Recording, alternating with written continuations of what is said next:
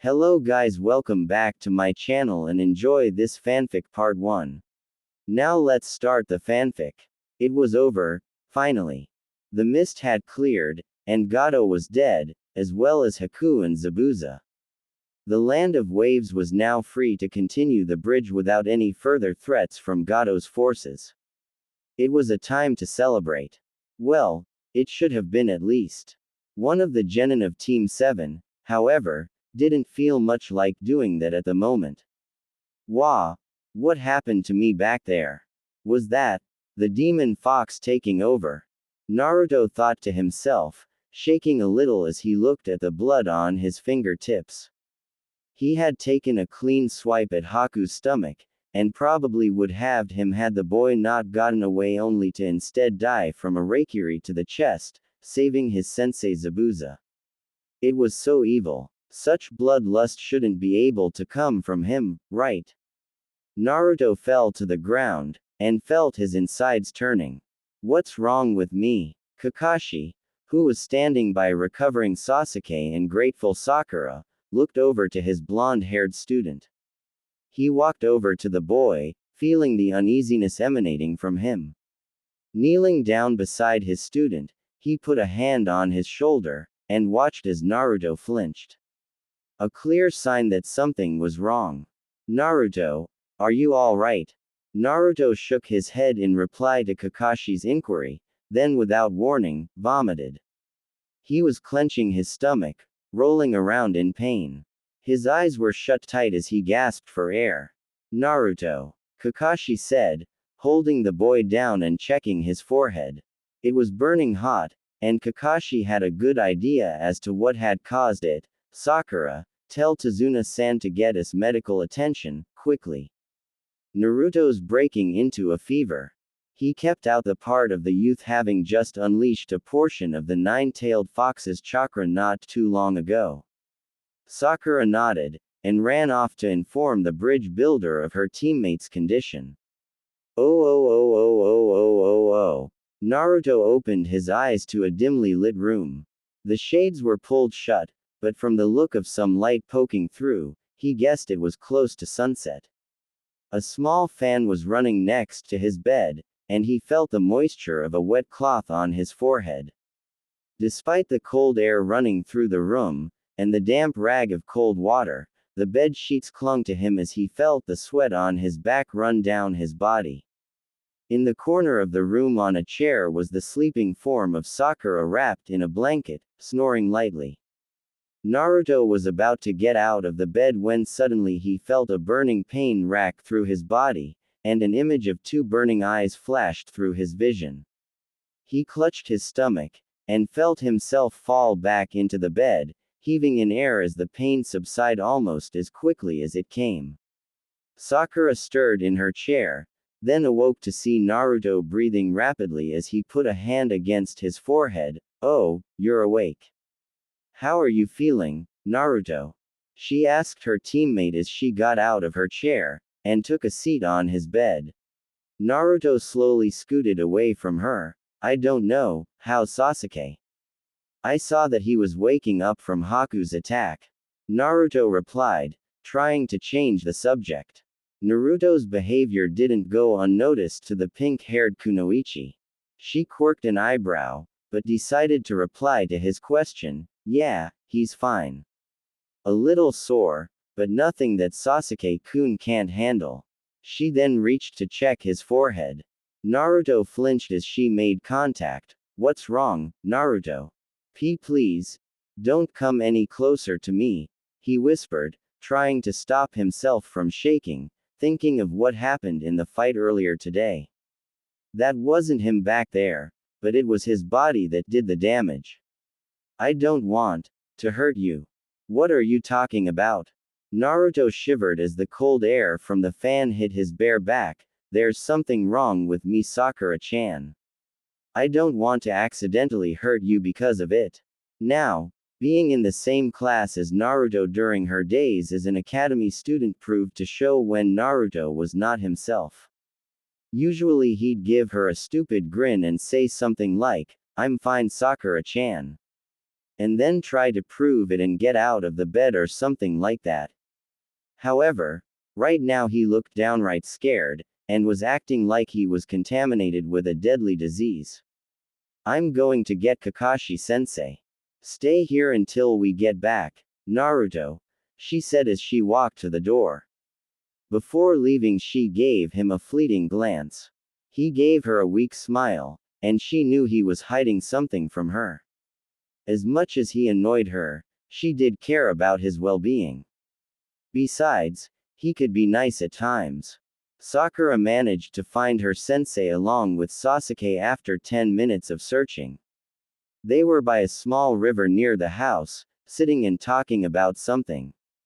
Kakashi-sensei, she called to the masked Junin. Kakashi Hatake and Sasuke Uchiha both turned to Sakura. What's wrong, Sakura? She gave him a shake of her head, signifying that she was unsure of how to answer. I don't know. Naruto's acting weird, saying something about not wanting me to come closer, and that he may accidentally harm me. Kakashi sighed, knowing full well what was meant by the boy's words. All right, let's go check on him. Sakura nodded while Sasuke silently got up and followed.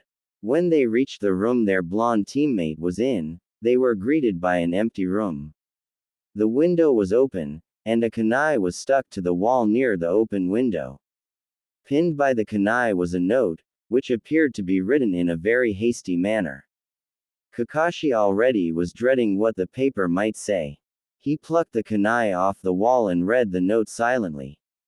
To Kakashi-sensei, Sakura, and Sasuke. I've left because I don't want to cause anyone unintentional harm.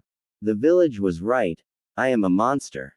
I think it would be best if I remained far away from Konoha for its own safety. I don't know how much control I have over my problem, and I don't want anyone close to me to find out. I'll miss you guys. Naruto. P.S. Please tell Hokage Jisen and Iruka Sensei that I'm sorry, and that I understand if I'm labeled as a missing nin. Kakashi sighed as he put the letter in a pocket inside his vest. He feared that this would happen, but not this soon. He turned to his two remaining genin, who were looking at him expectantly. Well, where's the dobi? Sasuke asked, sounding mildly concerned. Gone. Kakashi answered, turning to the open window. He couldn't detect the boy's scent, seeing as the ocean air decided to be strong tonight, and there was a light drizzle outside. Just enough to destroy any scent trail for him. Salt invaded his nostrils as he breathed in the air. On a normal night, he'd be able to track the boy down, no problem. He was only a shinobi though, not a nin hound. Kakashi gazed down to the ground outside the window, and much to his chagrin, noticed at least several dozen sets of footprints. Obviously Naruto had thought this through. He made shadow clones that had gone in several directions. It'd be a wild goose chase at this point. If he didn't have Sakura and Sasuke with him, he may be able to track him. Gone. Sakura echoed. Why? Could he lie about Naruto's reason to his two students? Yes, but they would eventually find out the truth one way or another, regardless of the third's law. He sighed, cursing his luck, knowing that even though they probably just missed him by 5 minutes or so, that with the boy's stamina, he was long gone. He looked back at the two, and pinched the bridge of his nose behind his mask, knowing that the next couple of hours were going to be stressful for the Junin. I think you two should have a seat. I'm going to tell you both something that could get mead, considering that the third Hokage has forbade anyone to speak of it. However, given the circumstances, I believe you two have the right to know.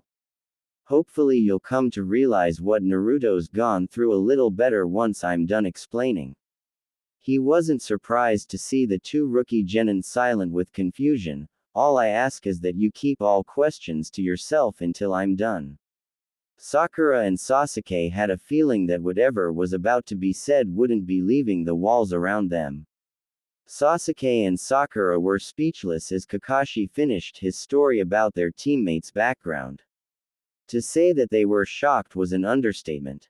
Naruto, the container of the Kyuubi.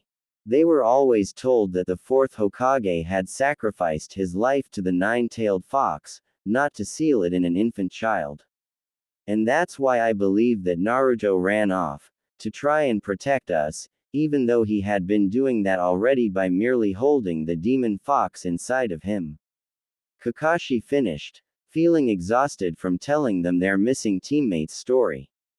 He gave them some time to let it sink in. Just to remind you, Naruto is not the Kyuubi. He is the container. I hope you two can see the difference between the two, unlike many people in Konoha who either are unaware of this, don't care, or are unable to do anything about it. Kakashi added, just to make sure they understood. Sasuke, for the life of him, couldn't get past the fact that Naruto had an even worse life than he thought he originally had. With that being said, Sasuke knew that Naruto's life was rough, he just never knew the reason why. He felt a twinge of guilt for the first time in quite a few years.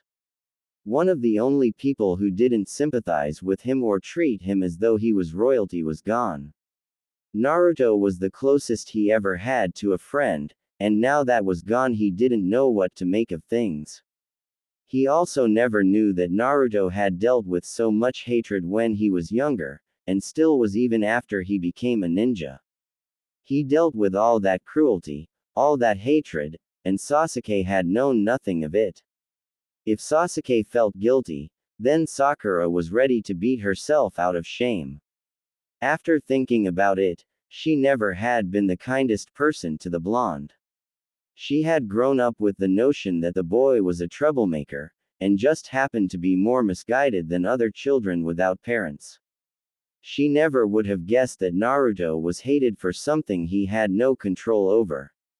This brought Sakura to a horrible realization. She wasn't much different from the villagers in a few ways. Sure, she never outright beat him like Kakashi had told them that the villagers once did when he was younger. This had brought Sakura nearly to tears, but she also never tried to comfort him. She was pretty sure that if she had known this information earlier on, she may have been able to help her runaway teammate. Sasuke looked up. We should go after him. The Uchiha boy was ready to jump out the window when a hand grabbed him by the shirt. No, Sasuke. He left long before we arrived here, and knowing him, he's out of range. Even if I tried to have my nin hounds track him, he used the shadow clone jutsu to throw off the scent. His trail would be dry by the time we find out which of the trails was false. The silver-haired man paused to look at his students, and definitely felt their spirits fall further upon hearing that last bit from him. Besides, we can't afford to take up any more time. We need to head back to Konoha and report this to the Hokage. He finished. Sakura's eyes lit up with a hint of fear. But Kakashi-sensei, he'll be made a missing nin as soon as they. I'm aware of this, Sakura. The chances of him being labeled a missing nin are very likely, but hopefully the Hokage can pull a few strings to give Naruto a chance. Kakashi said, giving one last look to the window before finishing. Okay team, get to bed. We're leaving at 9 o'clock tomorrow morning, and no later, if not sooner than that. The two nodded in reply, and slowly got up, heading to their respective rooms. Oh. Naruto stood on a tree limb, trying to catch his breath. He had not run that fast in ages, probably the last time being his 7th birthday when that group of drunkards tried to attack him. He shook the thoughts from his head. He needed to think of something else. After all, he was starting a new life tonight. He instructed all of Shadow clones to run in their given direction for a whole 3 hours, change direction, then go for another 4 hours. He estimated by that time that they would probably dispel from using up their given chakra supply that the blonde allotted to each of them. The lights of the village that he had learned so much in the last few days from were dimming. One by one, they went out as people went to retire for the night, to the safety and warmth of their beds.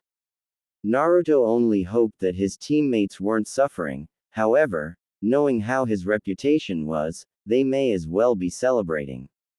Sakura was probably enjoying the fact that she had Sasuke all to herself now, he imagined. Naruto looked to the forests ahead, and sighed, "Where do I go now?" He thought aloud, realizing he was south of Fire Country right now. He pulled out his compass, and then pulled out a map immediately after. Using a small flashlight, he examined it quickly while sitting in the tree. Northeast would lead to Kumogakure, and he was sure the hidden cloud was not a good option. Northwest was also out of the question, considering that Earth Country wasn't on the best of terms with Fire Country. North would be going to Fire Country itself, definitely out of the question. He ruled out Water Country. He didn't have a way of crossing so much water, and after meeting Zabuza, he'd rather not chance meeting more Mist Nin if he could help it. The smaller villages of grass, rain, waterfall, and sound seemed appealing at first, but if Konoha by some twist of fate found out that Naruto was in one of the small nation's villages, it could cause problems. West lead to Wind Country, but he knew nothing of it aside from that the ninja village there had relatively peaceful relations with Konoha, considering that the two were under a treaty. West it is then, he said, stashing away his map and looking to where his compass was pointing. He turned to his left, and sighed. Before taking off into the night, he untied his headband. No way would Konoha ever want him back, and doing this would only further support the anger they held towards him. He still cared for the village, but that was why he was doing this. To truly protect them. It had been close to a week and a half since the remaining 3 members of Team 7 got back from the Land of Waves. Sasuke and Sakura were instructed by Kakashi and the Hokage himself to say that Naruto had been lost in the middle of the mission, and was assumed as either dead, or lost. It was horrible, but for all they knew, it was correct. It was either that, or have Naruto be marked as a nuke nin right off the bat. Sakura and Sasuke were waiting in their usual training ground for their sensei to arrive, saying he had some urgent news. Sakura and Sasuke could only assume the worst by what that meant.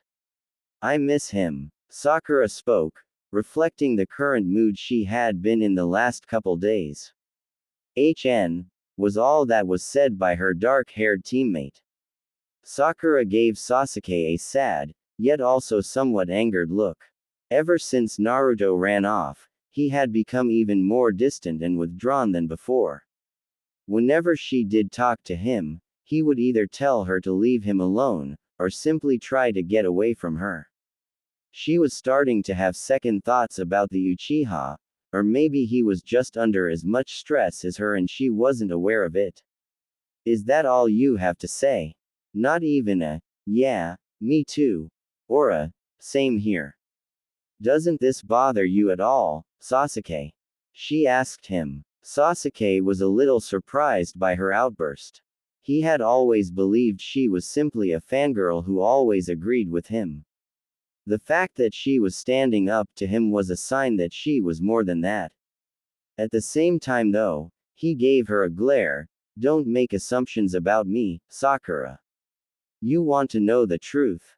he asked her, and didn't wait for a response. "Yeah, I do miss him somewhat. He was my only friend, well, the only person who came close to one. I could be upset and depressed, but what good would that do?" He paused, and lessened his glare at her, and looked ahead at nothing in particular. "Now I'll have to train even more so I can bring the idiot back, and so I can defeat him." Sakura looked at Sasuke, and asked, "Defeat Naruto?"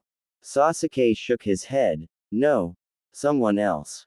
Before Sakura could press further into the matter, a puff of smoke signaled the arrival of their Jonin teacher, and it wasn't long before she heard his casual, "Yo." He was disheartened to not hear the usual reply from Sakura and a certain blonde in the words of, "You're late." So he simply continued, "Well, I've got some bad news, and some worse news." "What's the worst news?" Sakura asked, hoping that the bad news would be easier to take if she heard the worst part first. Kakashi nodded. "They can't find Naruto at all in Fire Country, and our search teams have failed to find any trace of him in the Land of Waves as well, which is next to impossible in regards to tracking down a genin. Any further tracking would cause problems with neighboring nations if we sent our shinobi into their borders without their prior knowledge." Anime and manga. Sakura deflated, losing the last bit of hope she had at finding Naruto.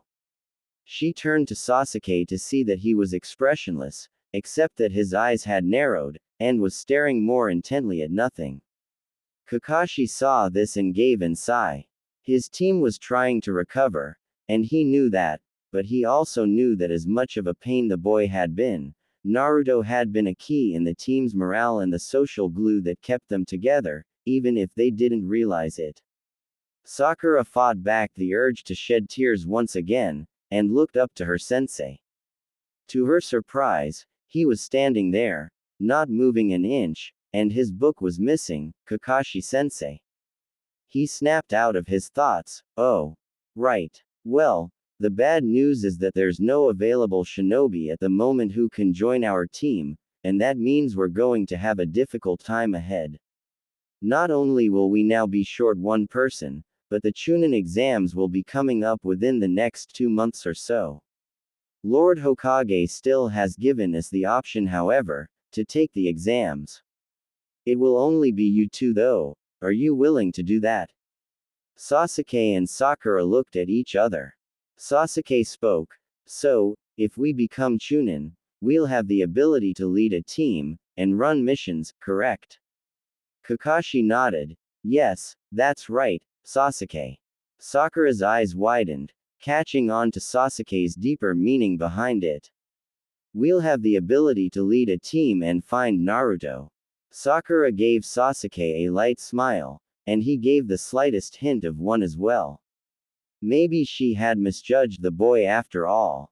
She decided to postpone her nagging at getting a date with him, and decided becoming a better friend would be her best bet of accomplishing her goals.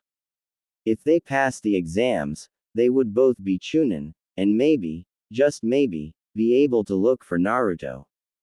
Kakashi decided to add in the last detail of his message. "By the way, while the Hokage has declared Naruto missing in action, should they find any clues that show he has been conspiring against Konoha in some way, shape, or form, then he'll have to be declared a missing nin, so, hopefully he has kept low profile and kept his nose clean." Sakura and Sasuke both returned to facing their teacher, worry etched onto their faces. Kakashi, however, simply gave them a masked smile. The other two nodded. Naruto had a tendency to surprise everyone. He wouldn't be found by the tracking teams, and hopefully they would find him before things turned for the worse. "Okay, you two, today we're going to do some advanced training for the Chunin exams. From here on out, we'll be training from 6 until 4 in the afternoon whenever we have a practice held, understood?" Kakashi explained, receiving 2 nods. They knew for a fact though that 6 o'clock in the morning would probably be 11 o'clock instead. "Now then, first lesson today will be how to walk on water. Follow me." 22,222,222. Naruto sat on a bench in a small village somewhere southwest of Fire Country. He was pretty sure that the land was becoming much more arid, and the amount of trees in the area had greatly decreased since he managed to get a ferry to cross the island nation of Wave. Within a few hours' time he had reached one of the southern ports of Fire Country. He was anxious to get to the border, and decided to hurry. Anime and manga, however, he hadn't gotten through the country with ease. Apparently, his absence was found out sooner than he would have liked. Several times he had to use a henge to avoid being noticed by Anbu that were searching for the blonde. Just yesterday he had gotten through the border as a woman who was heading west to visit some relatives. The Chunin patrolling the border apparently bought it, and luckily enough Naruto was able to find some makeup to cover his whisker marks. For a genin, he was quite proud of that feat. Now he was wandering from town to town, making money by doing odd jobs. Every night he would train under the moonlight, getting stronger and getting better at his chakra control. He noticed a significant build in his muscle mass in the short time, considering that he had been living off nothing but 2 meals at most every day. Not to mention that he didn't find any ramen stands around the area. He was thus forced to eat healthier food, though he was merely concerned about satisfying his hunger at this point. He slept wherever he could afford, be it a rundown motel room, a house of some sympathetic old couple, or the roof of a restaurant. Several times various bandits had tried to rob him, only to find themselves surrounded by half a dozen clones of the blonde. He definitely was getting stronger, but was by no means a Junin. Not yet anyway. Naruto got up from the bench upon noticing the man who had hired Naruto to go to a nearby hot spring with a camera and take pictures for his research. Naruto snorted at the explanation. The man was pervert, but he was also well off financially speaking. The establishments he had seen the man visited confirmed his belief. One of the restaurants he saw him walk into was easily a 4-star. Did you get the pictures? The man asked. Naruto nodded and handed the old man his camera. Yeah, and I even managed to get one of them having a splash fight. Just like you hoped for. Naruto said, and rolled his eyes upon seeing the man grin with a hint of drool. This guy would definitely not last against the Warok no Jutsu, let alone the Harem no Jutsu. The man claimed to be the legendary Toad Sage, but Naruto remained firm in his pervert theory. Jiraiya, as he had informed the boy to be his name, handed Naruto a wad of Ryo notes. Here's the 10,000 Ryo I promised. You took quite a risk there, considering they actually have security guards around the facility. Women, of course, but still. Naruto had been smart enough not to give his name to the man, and after hearing that the man was a shinobi only further assured Naruto he had been smart not to. Thanks, Ero Sennin. Where did you say you were from again?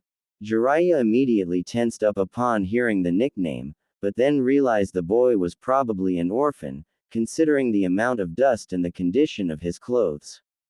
However, something about the boy seemed vaguely familiar. Why he didn't know though. I'm from Konoha. I was trained by the third Hokage himself, and am one of the legendary Sannin, the older male replied with a hint of pride.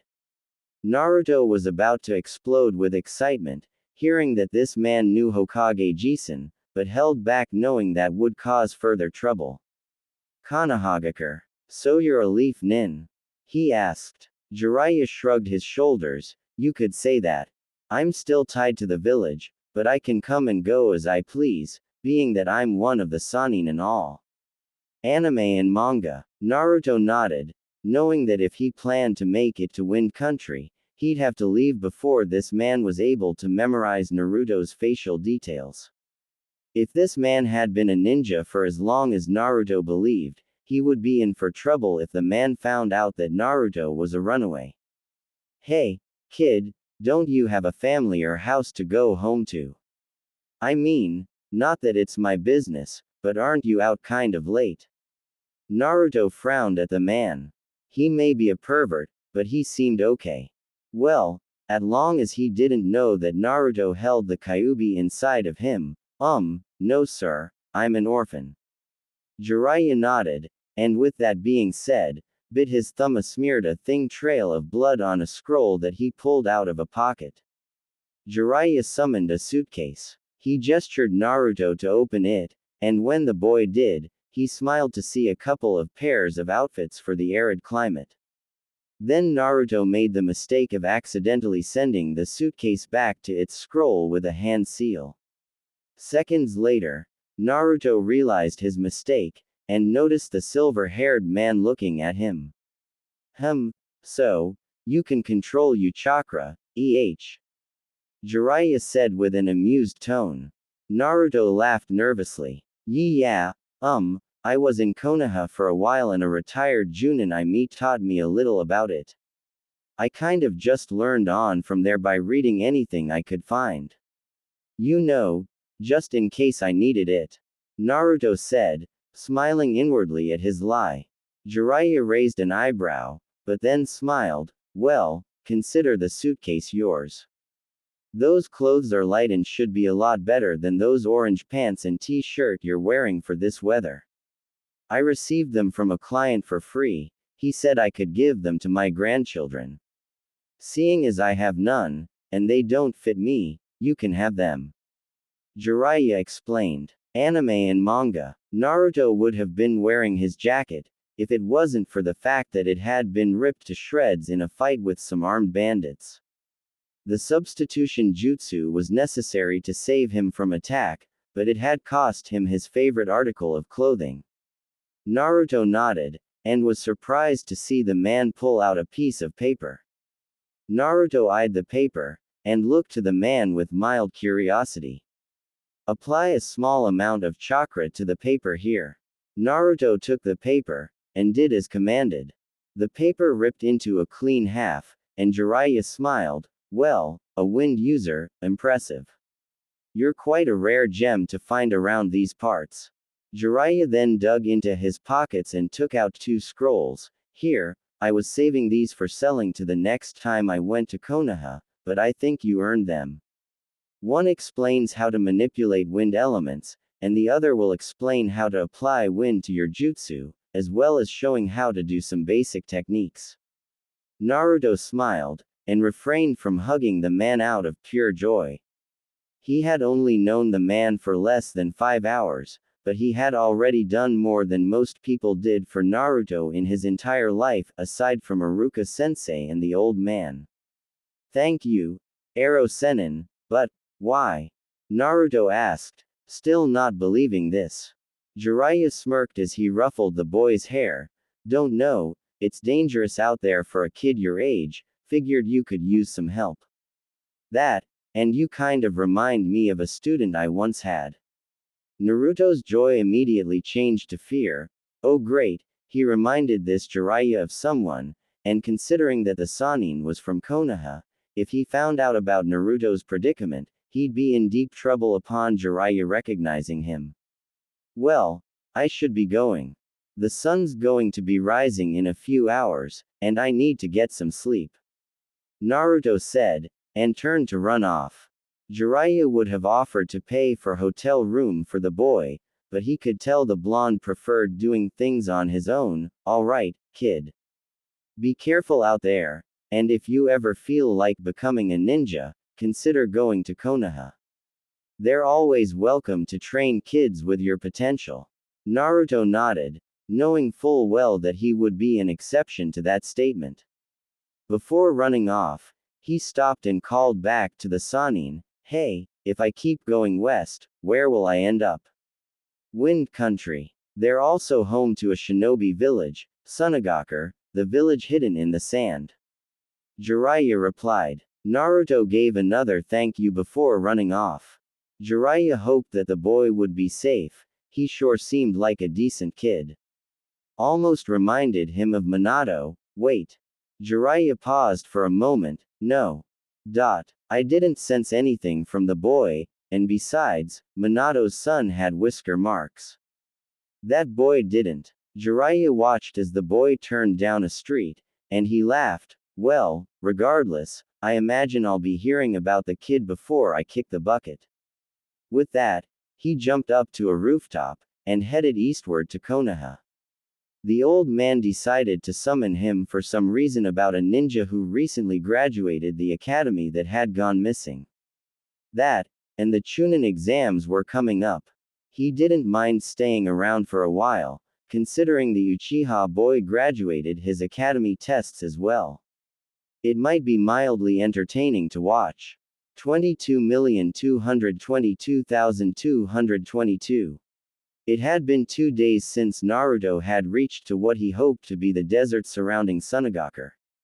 He managed to meet a Suna Chunin in a village yesterday who was patrolling the border that gave him general directions to take.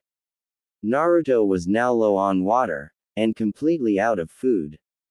The sun, however, remained a constant presence for Naruto. Luckily, Naruto had been smart and changed into a lighter outfit consisting of tan desert pants and a white t-shirt. He let his blurry vision scan ahead, and noticed some very large rock, or something in the distance. That was it, otherwise. Damn, Senin. No village of sand, here. Naruto collapsed into the sand, succumbing to the heat, ready to let the dune swallow him up into the desert. 22,222,222. Temari was currently on a break from patrolling the perimeter of Sunagaku. She was about to head into the village when she noticed something moving in the sands ahead. In another hour a sandstorm would be hitting the village. She cautiously stepped over to the lump of something in the sand, and realized it was body of a young boy. Hey, she called out, and seeing as there was no reply, bent down next to the kid. She brushed away the layer of sand covering his face, and felt for a pulse. She sensed one, weak, but there. Upon noticing his face, she saw he had blonde hair, and snapping open an eye, saw they were a beautiful deep cerulean. She also noticed faint whisker marks on him. He was probably about a year or two younger than her, but was easy on the eyes in her opinion. She quickly hoisted the young boy onto her shoulders, and with a chakra boost ran towards the giant rocky structure that held Sunagaku inside its walls. 22,222,222. Naruto felt what he believed to be water running down his forehead. He opened his eyes and saw a woman in a white uniform dabbing his forehead with a rag of cold water. Where? The nurse gave the boy a smile. You're in Sunagaku's hospital. From the looks of it, you were out for about a good 3 minutes before Temari-san found you lying unconscious in the desert outside our walls. Naruto was about to speak when a knock at the door interrupted his thoughts. The nurse told the person to come in, and was greeted to the sight of a girl around Naruto's age with 4 ponytails and a light purple dress with a short skirt that would be typical of kunoichi in the desert. Upon seeing what he recognized as the headband of the Sand Village, he confirmed that he truly had reached Suna. The kunoichi had what appeared to be a large fan on her back. She looked to the boy and smiled gently, then turned to the nurse. So, how is he? The nurse bowed. Temari-san, glad to see you're here. The boy seems fine, which is quite a surprise. What do you mean? Naruto asked the two. Temari decided to answer. Well, I happened to find you out in the middle of the soon-to-be sandstorm, lying unconscious in the sand. You would probably be dead if I hadn't found you. Anime and manga. Naruto's eyes widened upon realizing that this beautiful kunoichi had saved him from the heat of the desert, as well as from being suffocated by being covered in the fast-moving sands. He nodded. Thank you. Temari smiled. It's fine, it's all in the duty of being a kunoichi of Suna. I have your bags in the room next door along with your scrolls. Naruto's face paled a little. Did she go through his stuff? Then she probably saw his leaf headband. Temari smiled. Relax, I just noticed 2 scrolls hanging from a pocket in your bag, so I just placed them inside of the bag so they wouldn't get stolen. I noticed you're a wind user of wind techniques. She paused, and eyed up Naruto carefully. Do you belong to a ninja village? Naruto shook his head. No. She put a hand on her chin. What's your name? Ah. This he had no trouble with. He planned this one out the day after meeting Jiraiya, Naro Uzaki. Sure, it was pathetically similar to his true name, but it was also so different that people wouldn't think twice of it. The nurse left the room to let the two talk, and to go get a report filled out on Naro. Upon the nurse's absence, Temari decided to take a seat next to the boy. He was indeed as handsome as she first thought, if not in a childish sort of way. Being the woman wasn't having the kind of lifestyle she lead, she really didn't get to date handsome boys, considering they tried to avoid her due to her family's problems. Naruto noticed her looking at him, and he began to feel a little uncomfortable. Considering he was wearing a simple hospital gown, and the sheets were as thin as possible, he felt in front of her. Temari decided to snap out of her wandering thoughts at the moment, and coughed nervously. Yeah, my name's Temari. Anyway, so you don't belong to a village? Naruto shook his head. Nope, I'm a wandering vagabond. I just happened to luck out and learn a little about jutsu from a retired Junin during my travels. Temari nodded. You seem like someone capable of being a ninja. Her eyes suddenly lit up. Yeah, I know. Maybe we could get you to become a genin in Suna's shinobi forces. I mean, you do have the basics of chakra down, right?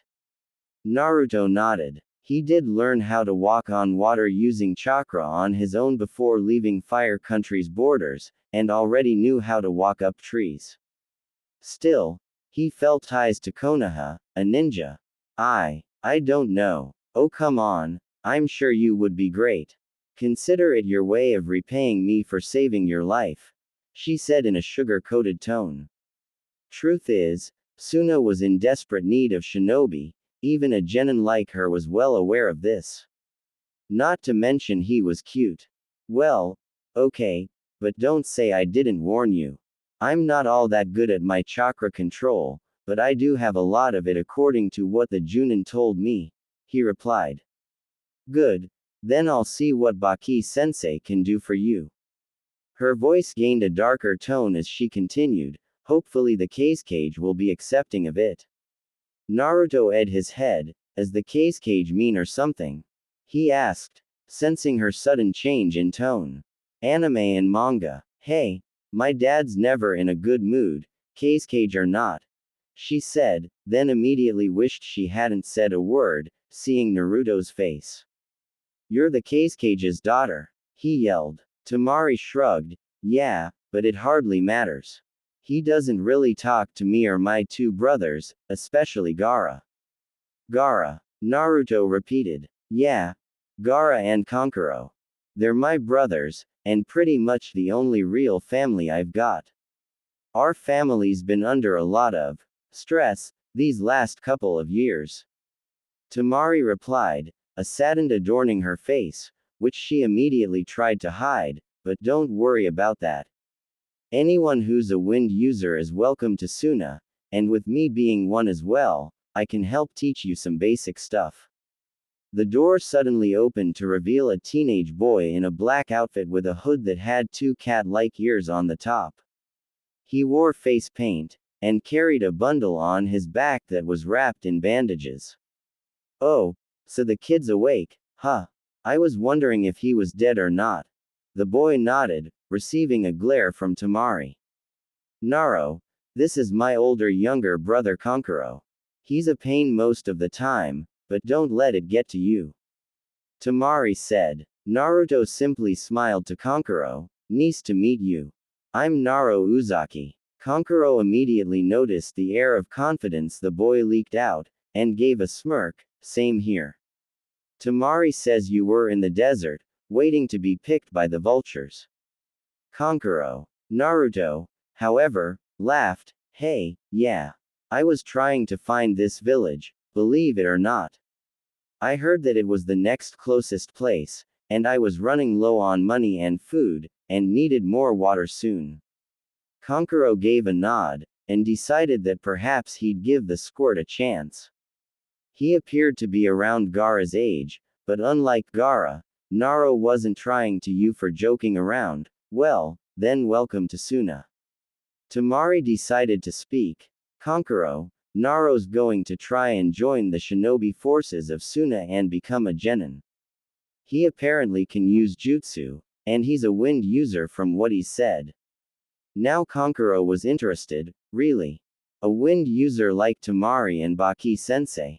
Naruto gave a shrug, and then slowly got up, only to be pushed back down by Temari. No way, not until you're cleared to go. Naruto, despite being thankful to the kunoichi, was miffed that she was keeping him here. He slumped down into the sheets, and looked out the window. Temari then had another idea. Say, I know what we can do. How about tomorrow we have Baki-sensei see how well Naruto stands against us in practice? That way, we can determine if he's suited as a sand nin or not. Kankuro grimaced. You think Gaara will like that? Temari sighed. No, but it's worth a shot. I mean, Naruto's got no family, and he may as well try to make a living here. Besides, Suna's not necessarily filled up on ninja as of now. Kankuro nodded in agreement. Fine, but I'll go tell Baki-sensei about it. Gaara seems to find you less bothersome than me. With that, Kankuro turned to leave. Nice meeting you, Naruto. Hopefully I'll see you again soon. Temari looked a little stunned at this, and Naruto asked her what was wrong. She simply shook her head. Kankuro's not usually that friendly with people who he doesn't know, especially those younger than him. 222,222,222. After Temari left, Naruto waited impatiently to be cleared. At 4 o'clock he was greeted by Temari, who gave him a key to a hotel, stating that he would be staying there tonight and that he should meet up with them tomorrow morning at 9 in Training Ground 7. She also advised that he wear light material, claiming that fighting Gaara with unnecessary weight was a bad idea. That night, after Naruto ate some dinner, which was sadly not ramen, he went out to a training ground that was out of view of the village. He eventually found himself standing amongst a circle of boulders with a scroll explaining wind jutsu. Naruto was surprised to see how quickly he mastered drawing on the element's power, but still had no techniques under his belt in the offense or defense capable of taking on a shinobi in battle. If he was going to spar with Temari and the others, he needed something aside from the shadow clone jutsu. He unrolled the scroll and read it. Anime and manga.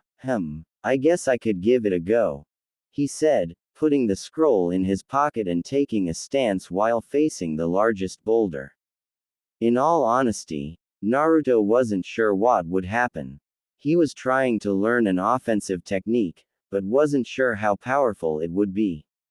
As far as he knew, wind techniques were best for battle. At least he remembered Temari saying that before she left the hospital. Naruto again turned his focus to his opponent, or in this case, boulder. Naruto held out one palm, and let it face upwards while he concentrated on the slight tingle he felt run through his fingers as a light breeze blew by. It was faint, but enough to draw on. Suddenly, the breeze picked up, and he noticed a vortex of sand pick up as the winds grew stronger around him. It was working. He continued focusing his chakra, and eventually curled all but his middle and index finger into his palm, continuing to point his two fingers upward. Now came the hard part. Naruto focused on the wind-based chakra, and channeled it into his hand, and up into his fingertips. This required a maximum effort on his part, considering that with all the practice he put in while traveling, he still had only slightly below average chakra control. After a minute of channeling the wind into his hands and two fingers, he saw what he had hoped for, a small, barely visible vortex of air spinning around his two fingertips. He remained focused on it as he pulled back his arm that held the miniature tornado of wind chakra. When Naruto felt that the vortex had reached its maximum velocity, he quickly swung his arm forward, and then swiped it back, yelling the words he learned, Futen, Kiratori Keisehigyu no Jutsu.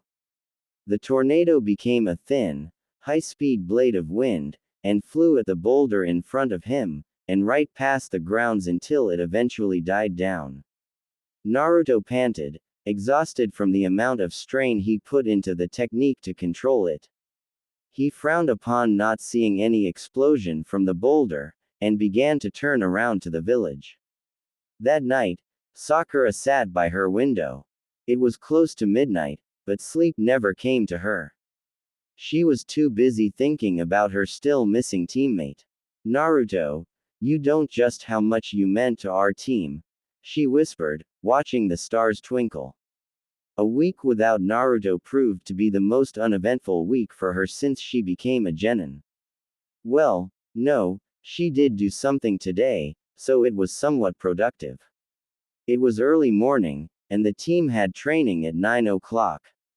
Sakura was awake at 7 though for some odd reason, she blamed it on how Kakashi had messed with her internal alarm clock by making her wake up super early, only to wait 3 hours for him to arrive. She got cleaned up a bit, then headed out to the training grounds to practice before the others arrived. Maybe she could do some kunai and shuriken throwing, she really wasn't sure. She noticed the figure of Sasuke doing some taijutsu drills on a wooden post. He stopped upon noticing Sakura's presence. Hey, Sasuke. She greeted with a polite bow. He gave a small smile. Sakura, enough with the formalities. We're teammates, not student and teacher. Kakashi deserves that, okay. He added the last part with a smirk almost. Kakashi-sensei deserves a daily wake-up call involving an explosive tag, she muttered, receiving a chuckle from the Uchiha. Hey, I can almost agree to that. The dark-haired boy added with a nod, then sat down to take a break. You know, you're earlier than usual. Hey, yeah, she shrugged. Couldn't sleep. She nodded. I swear, you must a telepath or something. Sakura then decided she should get a question that had been bugging her for the last couple days off her chest. Sasuke. Anime and manga. Do you think that Naruto's okay? She asked hesitantly, knowing full well how Sasuke felt about this whole predicament. Without a doubt, answered the Uchiha with no signs of uncertainty in his voice. Sakura should have expected that. She herself knew that Naruto was too good at survival to get it by some bandit or thief. After hearing from Kakashi about just how much the boy had gone through, she was certain her opinion for the boy had done a complete 180. She felt a sense of wanting to help him become stronger, a sense of caring for him she didn't realize.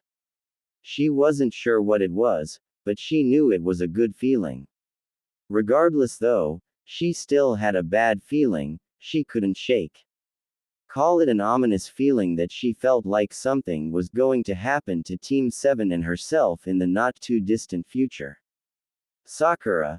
Sasuke spoke, snapping the pink-haired girl out of her thoughts. How's your taijutsu coming along? Okay I guess, she replied with a shrug. Want some help? She gave the boy a look of surprise, but smiled. Yeah, I would appreciate that. 3,333,333. An hour later, the two were sitting against the posts, breathing heavily. Hey, you've gotten a lot better, Sakura. That right hook of yours caught me off guard. Sasuke said while nurturing his left jaw. That's only because you didn't have your Sharingan Octiva. Doesn't matter, Sakura. You're improving by a lot. I'm sure the Chunin exams will be a piece of cake for us. Well, at least we'll have a good chance of passing. Anime and manga. Thanks, Sasuke. As the two continued to wait for their chronically late sensei, Sakura couldn't shake that feeling she had earlier. However, she felt that whatever it was, she would take it head on. 3,333,333. Sakura now sat in her bed and rubbed her temples. She looked at her clock and sighed. It was going on to 1:15, and she was still not sleepy. Kakashi decided to try and put more effort into genjutsu training with Sakura, seeing as she was already intelligent enough for the basics casting illusions. Well, she had no real genjutsu techniques, but she was willing to learn a few. She turned to the moon outside. It was beautiful. Hopefully, if Naruto was using the night to travel, he would be able to use its light to guide him. She really hated to admit it, but she was starting to feel confused emotions towards the blonde. She had already stopped denying that the idiot was important to her, just like Sasuke was. Their team had become a small family in her eyes. Now the family was missing a little brother of theirs. She walked across her room and picked up the picture of Team 7, and sighed as she plopped down into her bed. Kakashi had either of his hands ruffling Sasuke and Naruto's hair with a grin behind his mask. Sasuke had his calm, expressionless look upon his face, while Sakura was beaming with a smile between her two genin teammates. Then she turned to the blonde-haired boy that was grinding his teeth together out of annoyance towards Kakashi's antics. "Naruto," she said as she felt the sting of tears. Why didn't she feel this way towards him before? She practically hated how the kid was weeks ago. She cared about him, okay, she really cared about him. Not in a romantic way, at least, she didn't think so. Regardless, the blonde held a significant portion of her thoughts since they departed from Wave Country. She got out of her bed after another glance at the picture, then set it back on the shelf. After laying down in her bed again, and pulling the sheets close, she let a few silent tears fall. She was trying to be strong, she really was, and it hurt her to not cry. He better come back, or I'll end up looking for him myself after the exams myself, she mumbled as she drifted off into a troubled sleep for the second time this week. 3,333,333. Naruto tossed and turned in his bed, experiencing what he believed to be the most realistic dream, nightmare, he had ever had. Naruto was walking through what must have been a sewer, and as he would expect, it was dim and hardly any light was present except for an almost eerie glow from what looked like the sewer itself. All the while he heard a deep, rumbling growl. He eventually found himself standing before a giant cage in some isolated room. On the two doors of the cage was a paper that read, "Seal," on it. It almost seemed to be there to hold the doors in place, but why? Naruto jumped when the growling he heard earlier was louder than ever, and seemed to be from the interior of the cage. Naruto instinctively reached for a kunai. Anime and manga. Heh heh heh. Is this my container? How utterly pathetic. Came a deafening, yet well-articulated voice. Who's there? What do you want? Naruto called into the cell, and immediately regretted it. A bright, red light flared up, and two large, slitted pupils and a mouth full of razor-sharp teeth approached the cage. The face seemed to resemble upon closer inspection that of a fox. What do I want? The creature laughed diabolically. What do you want, stupid boy? Or have you simply come, offering yourself to me so that I may feast upon your marrow? The fox retorted with a menacing grin, letting the saliva on his fangs drip a little. Naruto paled, now realizing just what he was looking at. That then made him turn from fear to anger. You're the demon fox, the Kyuubi.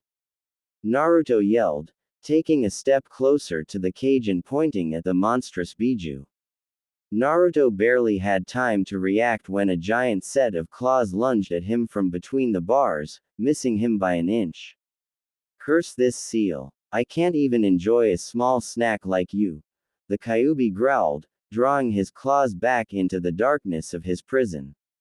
Naruto was furious, now facing the cause of all his years of hatred and pain from the village. All of it because of this damn fox. You're why I was hated so much. His tone of voice was darker than usual. He began to form a small ball of wind in his hands, and let it spiral around his 2 fingers. You're my curse. I go through 12 years of hell because of you. Then, when I just may have had a chance to make some friends, you rear your ugly head and change me into something I'm not. Darn you, you stupid fox. Eat this. Wind release. Severing wind strike. The blade like wind flew at the Kyuubi, and hit the demon fox square in the face. However, he merely chuckled in amusement at the now panting boy. Hee hee. Ha ha ha. He leered at the boy, and moved up close to the cage, a snarling grin on his face, and Naruto could clearly see the fur of the demon before him now, even though he was far enough from the cage. You think your little summer breeze can possibly harm me? Exclamation mark quote. The fox snickered, I'm the Kitsune no Yoko, Lord of the Nine Tails. You think that a mere mortal like you could me? Think again, brat. It boomed, weakling. I'm surprised that a human with your strength hadn't been sooner in that despicable village. From the angered look on Naruto's face, the Kyuubi could tell that he had gotten the point across. Yes, Kyuubi did enjoy destroying the self-esteem of his container, and would try to do it as often as possible. However, he did this also to make sure the boy got stronger. If the nine-tailed fox planned on living long enough to break free of the seal when he saw the chance, then he needed his container to be powerful enough to stay alive in the meantime. Kyuubi looked down upon the ninja with just a shadow of understanding and pity, mainly since the pathetic creature had such little strength in comparison, and the boy had been beaten by his own kind, which the Kyuubi found utterly ridiculous, considering that this human was the only thing between the hidden leaf and total destruction. Listen, brat, from here on out, you and are a team. If either of us dies, then we're both dead, got it? Here's the deal. I'll lend you my chakra when needed, and you in turn keep your body from mortal harm and getting. Naruto looked up. Your power? No way. That chakra is anything but good for me. I lost control of myself for a second back in the battle at the Land of Waves. Kyuubi smirked. That, my dear mortal Jinchuriki, was less than 1/9 of what you could unlock. Even though my power is infinite in a sense. You have no idea just how powerful I truly am. The demon fox noticed the boy looked unconvinced still. Look, brat, I plan on living, and I'm sure you do too. You may be stronger than most of those your age, but I can guarantee that there will be a time when you will run into an opponent that will be too much for you to handle with your powers alone. I will be able to give you that extra edge in the battle, and you know that power is quite potent. Naruto put a hand under his chin, then gave the proposal a moment of thought. Fine, don't think this makes us friends though. The Kyuubi laughed dryly. Believe me, I would rather devour you any day than do this. However, my current conditions seem to prevent that. Now, leave before I decide to give you a migraine. Naruto left the chamber, and then awoke to the early morning light. He turned to his city table by the hotel bed to see a note. Naro, Baki-sensei said he wants to see your skills in battle today, so please remember to meet us at Training Ground 7 at 9 o'clock sharp, and no later. You'll be up against Konkuro, Gaara, and myself, but we'll try not to beat you up too much, okay? See you then. P.S. This fruit was fresh from the market this morning, I hope you enjoy it. Temari. Anime and manga. Naruto slowly got up out of the bed, and looked at his alarm clock, which read 7:45. He smiled, and picked up a melon of some sort from the basket next to the note that the Sand Kunoichi left. He felt almost happy about having met Temari. She sure seemed to carry herself around in an assertive manner, but if he recalled correctly, so did Sakura from time to time. Perhaps he was a glutton for aggressive women. He did like the idea of fighting a girl who could very well beat the snot out of you though, only to then apologize and treat your injuries. Naruto looked out the window, and saw a small cloud of sand fly past. He then recalled Temari saying to dress light. Something about fighting against Gaara on sand with extra weight was a stupid idea. He noticed an assorted bunch of piles of clothing at the foot of his bed that he had lay out from his purchases he made while traveling. He then noticed a dark, rustic brown cloth on top of the pile, perfect for hiding the face while not keeping in too much heat. He looked back out to the sand, and flinched a little as it seemed to pick up speed. It was 8:30 when Naruto had arrived to the training grounds that he was told to go to. When he got there, he found Kankuro along with two others he didn't know. One was dressed in the traditional clothing of Jonin in Suna, and was probably Baki from what Temari had said the day before. However, the man had one major feature that made him stand out: he wore a veil covering the left portion of his face.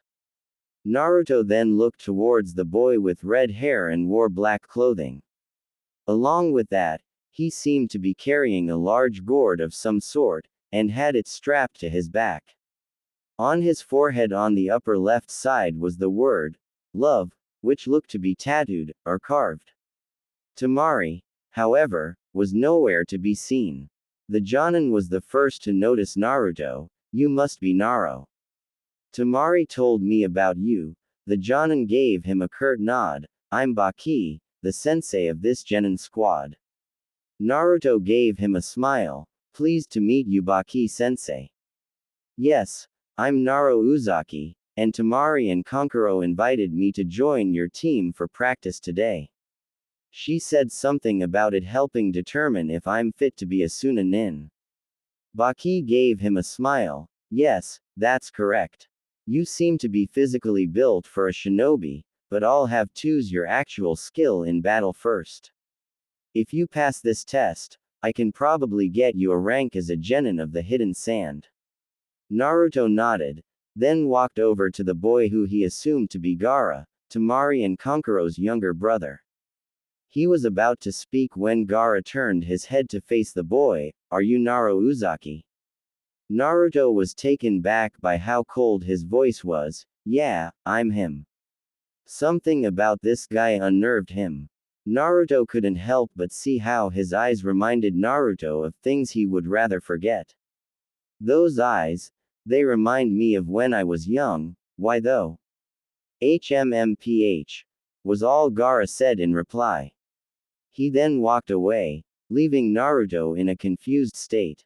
Don't mind him, he's not really friendly with anyone, came Kankuro's voice after Gaara was out of earshot. 15 minutes later, Temari showed up with her fan strapped to her back. She cracked her neck, then spoke to Baki and Kankuro. Is Naro here? Hey Temari-chan, I'm right here. Naruto called to the kunoichi. Anime and manga. Temari took a second to look at Naruto, and then spoke. What are you wearing? Naruto only gave her a grin behind his rustic brown mask cloth. He also decided to adorn a light, tan-colored vest over a black t-shirt with his orange spiral design on it. His pants were of a tan-colored tone as well, only darker than his vest. He finished his look by wrapping a bandana around his head, covering up all but a few starry bangs of hair. Naruto wouldn't admit this, but he really didn't want anyone to risk noticing him, even if this was Sunagaker. All that was visible on his face were his blue eyes, nothing else. Naruto gave her a shrug. I don't want any sand getting in my hair, I guess. Temari didn't show anything on the outside, but she was disappointed that the blonde decided to hide his face behind a mask. She was looking forward to seeing it in all honesty. Oh well, she'd just blow off his mask in today's training. Well, Naro, if you like, we'll begin this little test of yours right away. Baki said, turning to the three sand siblings. Okay, you three, you remember what I said. Don't go too far with this fight, but make it good so I can decide where Naro stands as a potential shinobi. Gaara, you know what I said about using your sand. Gaara merely muttered something, and the three, well, technically four genin faced each other, waiting for the Jonin's signal. Begin. Baki said, and the four jumped off in different directions. Naruto quietly sat behind a boulder, trying to hide his chakra level from the others. Yes, he had gotten better at control, and his stealth was nothing to scoff at, but he was out in a desert with little more than rocks to hide behind. Now, if it were a forest, that would be a different story. A sound of something whizzing through the air caught the attention of the masked blonde. Naruto looked to quickly see two kunai fly at him from out of nowhere. He rolled away, and got up, letting out a sigh of relief, seeing as the kunai had embedded into the rock where he had sat by only seconds earlier. However, he suddenly noticed something. Kunai didn't naturally smell like smoke. Gah! Naruto jumped away in time to avoid an explosion, and covered his eyes as gravel flew through the air. He flipped through the air in a backflip-like fashion as another set of bomb kunai flew to his direction. While in midair, he noticed a set of shuriken flying at him. Naruto pulled out some shuriken of his own and threw them at the weapons, and the sound of metal could be heard. He twisted his body sideways in the air, and avoided the remaining shuriken assault. His rest was short-lived as he landed, and felt a wind pick up ever so slightly. He only sensed it due to his wind training over the past couple of days. He knew that this wind wasn't natural. Wind Scythe's jutsu. Came the powerful battle cry of Temari.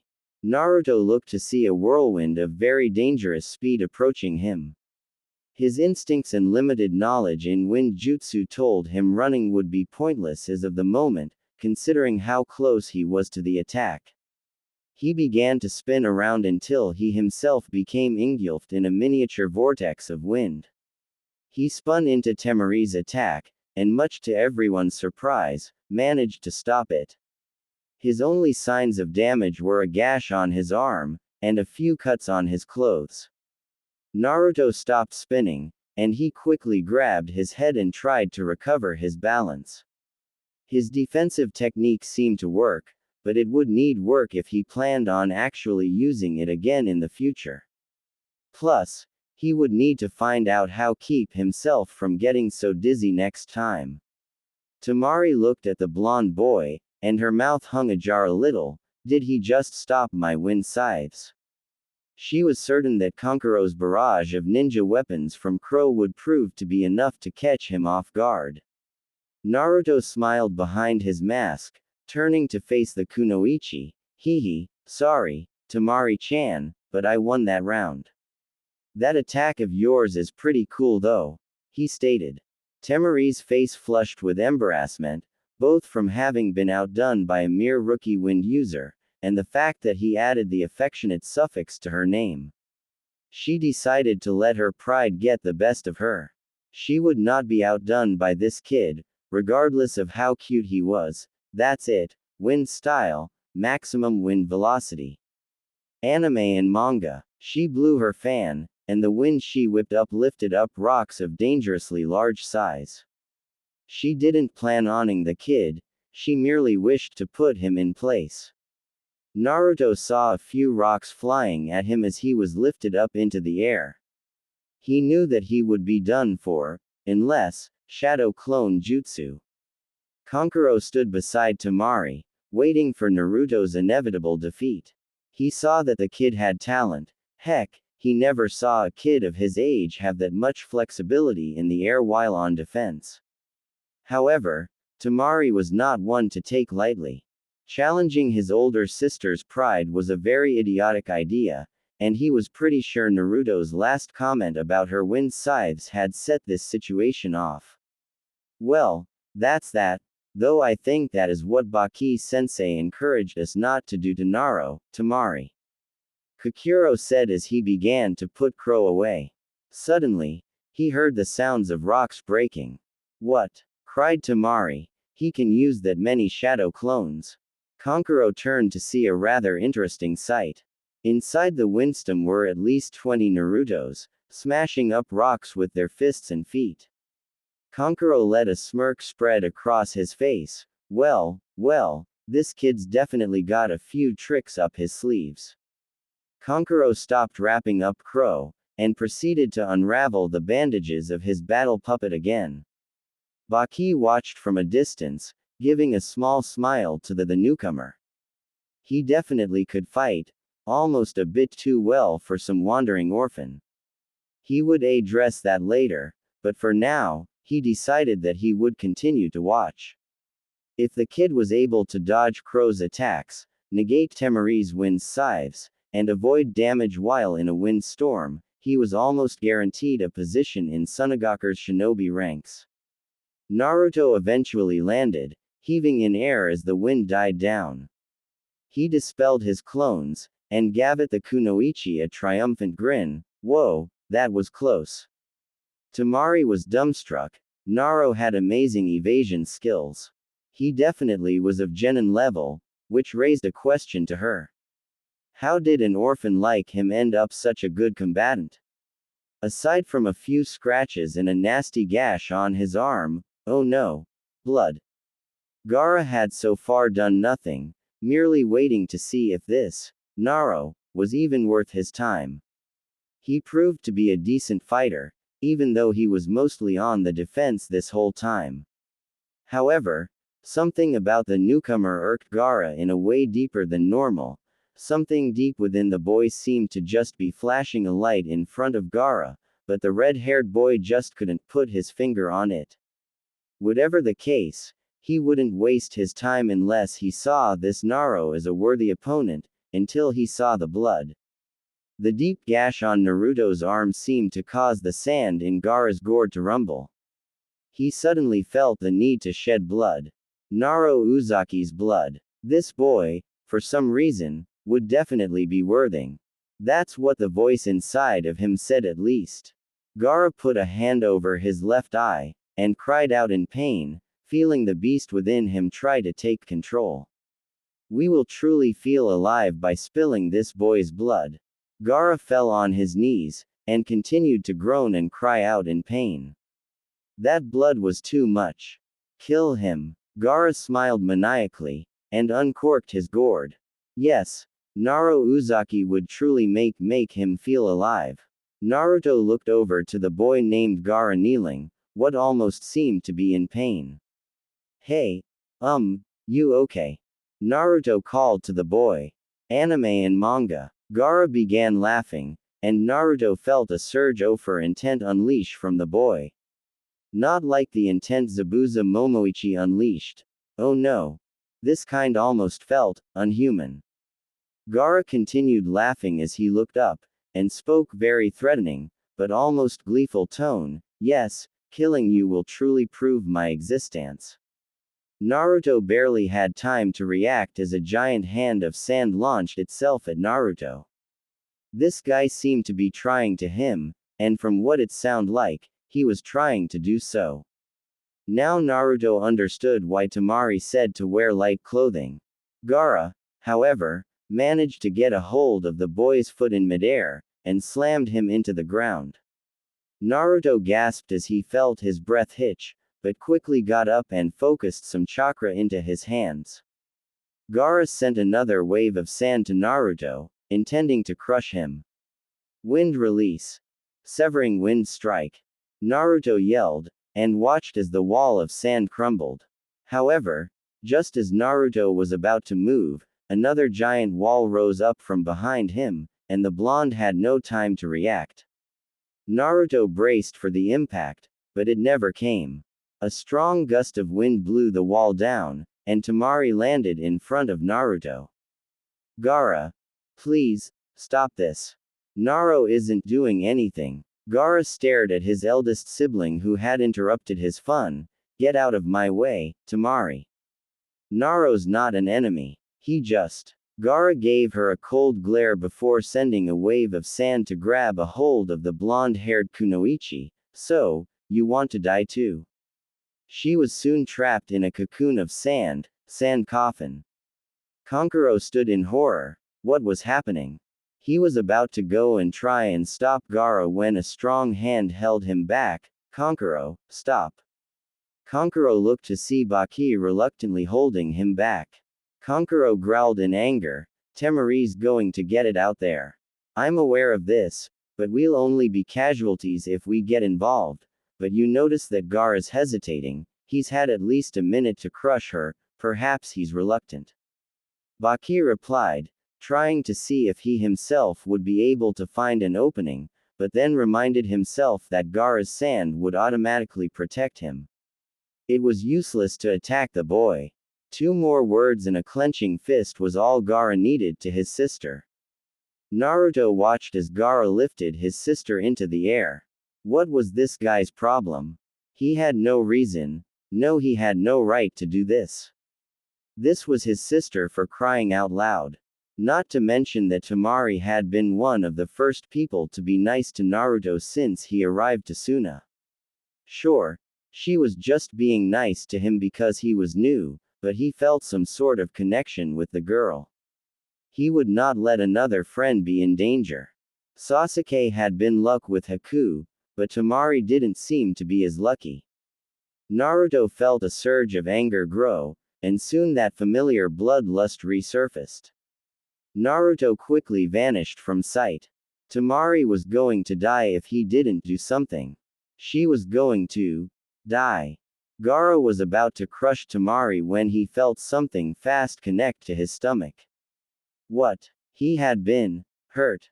With no time to react, another fist collided with his jaw and sent him flying. A fist. Temari fell from the sand coffin and was passed out from the lack of air. However, she was still breathing. Gaara got up from the ground and was met by 2 blazing red eyes, only inches from his face. Naruto let out a growl as he leered at Gaara, and spoke with venom in his voice. Hey, jerk. I thought I was your opponent.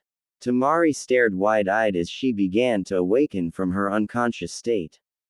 Baki, Kankuro, and herself were now behind a group of boulders, not moving an inch, possibly out of fear of what may happen to them if either of the 2 combatants noticed them. Temari, are you okay? Came the voice of Kankuro. She turned to her brother and nodded. Kankuro then looked back to the battleground, watching the 2 fighters stare each other down. Naruto just did the impossible, the puppet master added quietly. Baki nodded in agreement while Temari looked at the 2 with a mixture of confusion and curiosity. What? Kankuro felt a few beads of sweat run down his neck as he felt the 2 immense chakras spark to life in the training grounds ahead of them. You're not going to believe me if I tell you. What? Temari repeated, suddenly gathering her strength to stand. Naruto injured Gaara. He actually knocked Gaara a few yards and made him bounce a bit. It seemed like Blondie was trying to protect you. He probably saved your life from Gaara's sand burial. Kankuro finished. Temari was quiet all of the sudden. She let a gasp escape her throat as she looked ahead. The boy known as Naruto was crouched in an animalistic stance, his eyes were wild-looking. What scared her the most was the wave of bloodlust coming off him. It didn't feel natural. What is that kid? Kankuro asked. I think I know. I can't think of anything that could have such a deadly chakra beside it. Baki replied, clenching a fist. He hoped he wasn't right. That boy may be a Jinchuriki as well as Gaara. I can only hope that I'm wrong though. Baki didn't let his eyesight leave the 2 boys ahead of him. Well, tell me what else could hold such an evil chakra aside from a Biju. It only sounds logical. The 2 genin nodded, and turned to face the battle that was soon to start, fearing the worst might happen if they looked away. Naruto was standing before Gaara, ready to move at a moment's notice. Gaara was doing something weird with his sand, and soon found about half of his body transformed into something completely different. He sprouted a claw-like appendage, and a very long tail of some sort. Naruto grimaced as he noticed Gaara's chakra level spike up.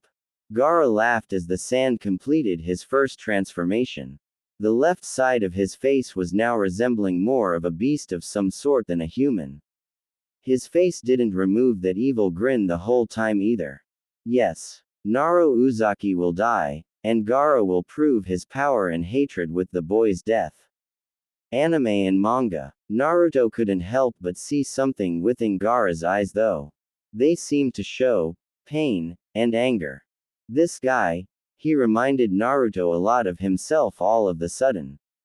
He's just like me. Naruto spoke as he felt his claws lengthen and his canines sharpen. That's because he's a Jinchuriki as well, brat, came a voice from within Naruto. Naruto's eyes widened. He's a demon container too. He asked the Kyuubi, the Jinchuriki of the one-tailed Shukaku. I would know, me and his Biju have somewhat of a history, if you would call it, with each other. Kyuubi replied, just how much trouble are we in?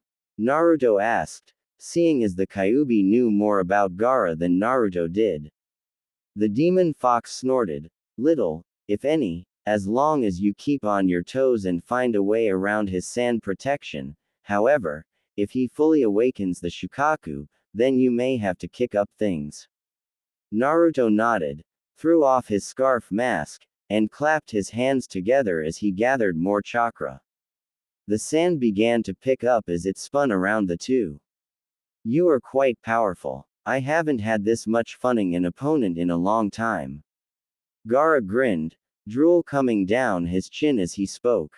Anime and manga. Naruto took no time as he literally burst into the air, forming a ram seal as he did so, shadow clone jutsu. 5 Naruto were now visible as they came flying down at Gaara. The Shukaku container simply blocked them with a brush of his tail. Naruto crashed into the ground, but quickly flipped upright thanks to his heightened reflexes. He crouched down again, and eyed his opponent. He clenched his stomach, feeling the pain from Gaara's impact. That hurt. He quickly pushed off, and began to run while being chased by a rampaging claw of sand. I need more speed, Naruto thought, and began to apply his wind chakra to his feet. Naruto disappeared from sight, and Gaara growled in frustration as his opponent managed to suddenly run out his line of vision. Gaara didn't have long to wait though, for the ground below him erupted as a giant blast of wind knocked Gaara into the air. As the red-haired boy continued his ascent, Naruto could be seen with both palms thrust forward, revealing small wind-like energy waves disappearing from view. Without a moment to rest, Naruto jumped into the air, again disappearing from view. The blonde reappeared right above Gaara, who was now falling back down to earth. Naruto ed back a fist, and red chakra could be seen igniting into his now deadly weapon, focused on Naruto's clenched hand. Temari and the others watched as Gaara rocketed to the sand below at unnatural speed, causing a shockwave of sand to fly past the 3 spectators. Geez. No one has ever given Gaara this much of a fight. Kankuro yelled over the explosion, shielding his face from the sand. Baki said nothing, but he definitely could feel a significant difference in Naruto's chakra. Where was this boy getting all this power from? As the dust settled, he looked to see the blonde in question walking over to a newly formed crater. Naruto stood over the form Gaara, who was wincing in a state of unimaginable pain. Suddenly, the sand genin crumbled into sand. No. Substitution. Gaara jumped out of the sand behind Naruto. Fool. He cried, and slammed his clawed arm into the blonde, sending Naruto careening into yet another boulder. Naro. Temari called out, but was held back by Baki. She looked to see him shake his head. He was right. This fight was beyond them now. All of the sudden, Temari noticed a red light glowing from within the wreckage caused by Naro's impact. The light erupted, sending debris everywhere. Behind the dust could be seen the form of Naro, a single tail waving behind him. It seemed to be made of pure chakra, Temari noticed. Now I'm mad, Naruto roared, his voice seemingly less like before, replaced with a slightly venomous tone of the boy. It still sounded like him, but not quite as much. Anime and manga. Gaara smirked as she sent a wave of sand to the boy. He was surprised, however, to see a red claw break through his attack, and grab hold of him. Naruto lifted his hand, and the claw did likewise. Naruto then pounded into the ground with his physical hand, and the chakra appendage followed suit, bringing Gaara with. Naruto quickly called his claw back to his aura of chakra as he went into a feral-like stance, scanning the dust with his crimson irises. He could smell the fear from the three shinobi to his far left, but he had no intention of harming them. Oh no, he wanted to find and pound this punk Gaara into the ground again. A laughter could be heard from all around him, and he couldn't help but be reminded of Zabuza and his hidden mist jutsu as he tried to look through the cloud of sand. You're powerful, truly powerful. However, your hate is weaker than mine, Naro Uzaki. Die. Naruto turned to see shuriken of some sort slice into his arms as he raised them up to defend himself. They seemed to be made of sand. He hissed in pain, but otherwise paid no mind as he noticed the skin already healing itself. He wouldn't deny that he liked that ability. Naruto quickly dashed off to his right, and applied wind chakra to his feet again. After a second or two, he was finding himself running on nothing but air, much to his surprise. Naruto found himself coming to a beast, not the boy he remembered fighting a minute ago. However, upon further inspection, Naruto noticed that Gaara's feet were still visible. The Shukaku wasn't awakened, yet. Naruto sent a wave of high-powered wind by thrusting a palm forward, and was shocked to see Gaara only inhale it with some strange power involving numerous mouths opening up and in the wind. Naruto then realized the mistake he made as Gaara further expanded his beast-like body, wind style, infinite wind devastation. Naruto quickly jumped up, narrowly avoiding the attack. Damn, he's gotten even stronger. The blonde noted as he began to backflip, avoiding another onslaught of sand shuriken. Naruto put his hands into the familiar seal, mass shadow replication jutsu. And 100 clones with Kyuubi-powered auras around them appeared. Naruto was breathing heavily. If not for the Kyuubi, he may not have been able to pull that off. The 101 Narutos all sent another wave of wind towards Gaara, who was unable to avoid the damage this time. The Suna Nin was sent back a long distance, and growled as he got up, "Heh heh, yes, give me more. More. This will make your death only further prove my worth and existence." A swish of Gaara's tail took out half of the Naruto clones, and Naruto, who was staggering on the unstable sand as he felt the clones, thoughts flood his mind, looked forward. That's what you believe is your reason for living. How can you possibly say that?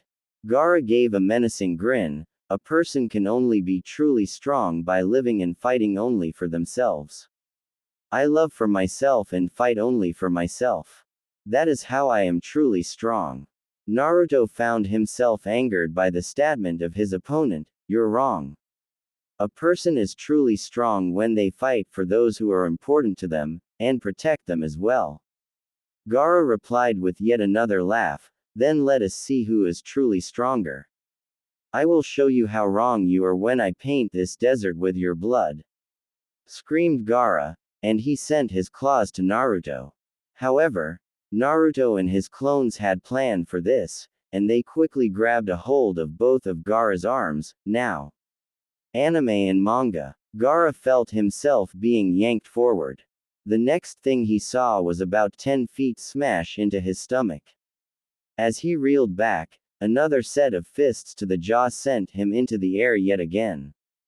Gaara forced open an eye, only to see about 50 clones of Naruto appear above him. One solid impact sent Gaara downwards. However, instead of crashing into the ground, he felt what appeared to be a pair of shoulders crash into his back, sending Gaara jolts of pain throughout his entire body.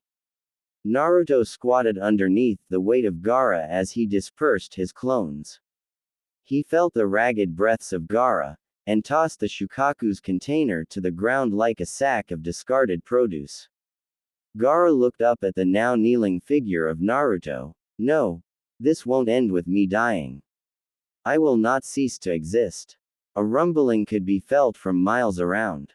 Baki turned behind him to see at least 100 or more Suna nin watching at the village gates, aware of the cause of the sudden disturbance. Looks like we have an audience now. Baki murmured, turning to continue watching the two titans. Temari, however, was trembling, feeling a much unwanted feeling in her core. Oh no. He's not calling on it, is he? Naruto was sent into the air, and smacked into a rock, but quickly got up, igniting his chakra again, tail waving in anticipation as he felt this even more vicious power surfacing from Gaara. He looked up into the dust clouds, and for a moment, couldn't move as he saw two sets of glowing eyes appear from the screen of dust. Kyuubi. I think he awakened the Shukaku. Naruto gulped as he crouched into his stance, staring into the eyes of Shukaku. 5,555,555. Sasuke got up from his table as he heard a knock at the door.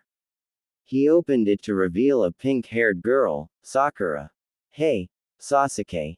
She replied, giving the boy a smile. What brings you here? Something wrong? Sasuke asked, still not sure why his teammate decided to visit the eerie confines of the Uchiha compound. They didn't have any training this morning, and wouldn't have to be at the training grounds until 5:30, considering Kakashi's knack for punctuality. Well, Kakashi-sensei told me to come here to let you know that training's been cancelled for the day. We do, however, have a D-rank mission tomorrow at noon with helping deliver animal supplies to the Inuzuka Veterinary Clinic though. We'll be meeting him at the bridge as usual, she replied. Oh, okay then. Sakura and Sasuke then stood there for a while, neither really sure what to say.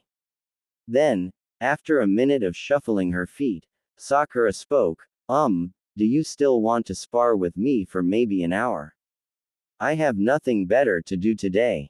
Sasuke snapped out of his thoughts. Yeah, I guess that would be fine. Just don't expect me to go easy on you though. Let's go into the training ground behind my house. We can spar there, he said with a hint of a smile. Sasuke, going easy on me. Like that would ever happen. She joked as she followed him. Little did she know, but she was probably the first woman to ever enter this place for quite a few years. Eventually they were in a small clearing with various posts and dummies lining the area. Sakura noted a few areas where the ground appeared to have been caught in a fire. The two stood on either side of the grounds, going into their respective stances. Are you ready, Sakura? Sasuke asked, shifting his footing a little.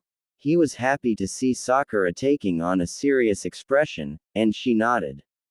Sakura was taking training more serious these past couple of days. Sasuke wasted no time, and threw 3 shuriken at Sakura. Little to his surprise, she dodged 2 of them, however, he didn't expect her to catch the third one. She quickly flung it back at him, and he blocked it with a kunai. Soon the two were in close combat, a dance of taijutsu somewhat. Sasuke was mainly the aggressor while Sakura worked on her defensive form. Sasuke eventually kicked Sakura in the stomach and sent her back, making her land on her back, squinting in pain as she tried to get up.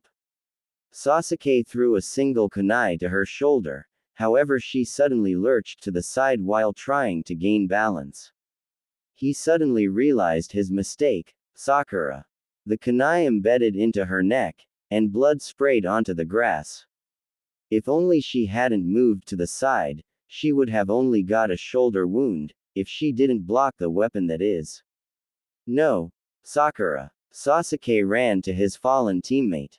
It wasn't good, her breathing was hardly there, if at all, and her eyes were glazed over in shock.